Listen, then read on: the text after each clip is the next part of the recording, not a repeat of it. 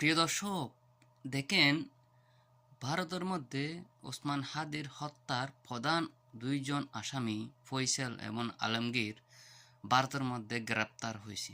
দেখেন, গ্রেপ্তার হয়েছে কিন্তু অনেক আগে, ভারতের পুলিশে জানে, কিন্তু গ্রেপ্তার দেখাইছে এখন। এখন কি একটাই কথা, দেশে কি আনা যাবে? বাংলাদেশের এখন বিএনপি ক্ষমতায়, বিএনপি কি ভারতকে কি বলবে যে দুইজন আসামি যেন বাংলাদেশে, তাদের একটা বাংলাদেশ এবং ভারতের মধ্যে চুক্তি হয়েছে, এই চুক্তির মাধ্যমে ফেরত আনতে পারবে? যদি ফেরত আনতে পারে, মনে করব বাংলাদেশে বিএনপি সফলভাবে এটা কূটনীতিকভাবে চাপ প্রয়োগ করে আনতে পারছে। আর আর এনে কি বাংলাদেশের মধ্যে কারা কারা জড়িত, কাদের ইন্ধনে এই ওসমান হাদিকে মারা হয়েছে, সব কি প্রকাশ করা হবে?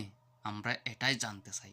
খুবই সর্বোচ্চ শাস্তি, কারা কারা জড়িত সবাইকে আমরা শাস্তি দেখ দিব, সরকার আমরা দেখতে চাই।